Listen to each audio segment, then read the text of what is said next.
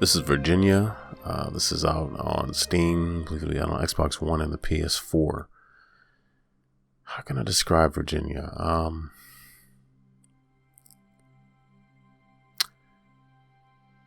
Virginia is sort of a first-person, narrative-driven game, which focuses on a woman who's an FBI agent. She's also a woman of color, so that definitely intrigued me. I found that to be something refreshing in a game like this. And Virginia is kind of hard to describe because what you're going to see in this review is just scenes in the game. I didn't want to show too much. I didn't want to reveal everything the game focuses on some of the themes. I just didn't want to give it away. It's something I feel like the developers respected their audience enough to not even... There's no dialogue in the game. Let me just mention that off the bat. There's no dialogue. So there are some story elements that you kind of have to sift through. There are things that will happen, and it's sort of up to you how you want to take it. It doesn't necessarily tell you whether something explicitly occurs or whether or not it's a figment of the character's imagination. It just sort of leaves it up to you to piece things together in terms of what's real, what's not, and what people's motivations are for what they do or don't do. I know I'm being very generic and very vague, but that's really the best way I can describe it.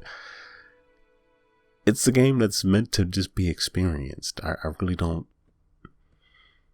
It was not really, at least in my playthrough, it was not really about branching paths. It's not about, I guess, winning or losing. It's just about seeing a story unfold and interpreting what you think really happened, what you just making that decision for yourself. There's also some weird sounds I don't really understand either.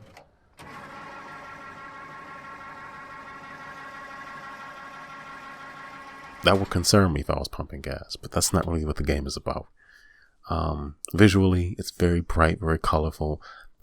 The character models are not overly detailed. Like, they're not like detailed to the extent of like an LA Noire, but they definitely, their facial expressions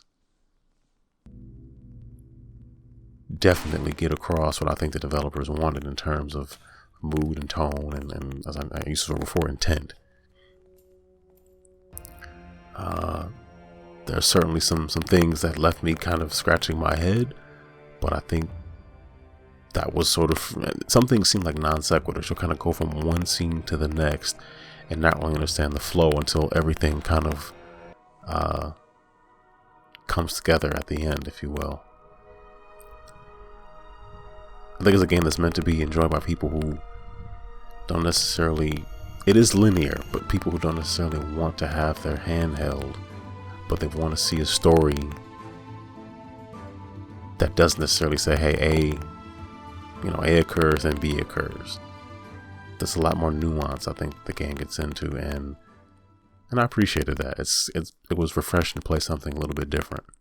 So I know some people think, well, you didn't describe that game very well, but I would say experience it for yourself and see what you get out of it. And I think it's meant to have a discussion and get people talking about what they saw and how they interpreted things. So I look forward to doing that. If you'd like to discuss it, feel free to discuss the game in the comments. I would love to respond to some questions or statements concerning some of the happenings. Just be careful of spoilers of people who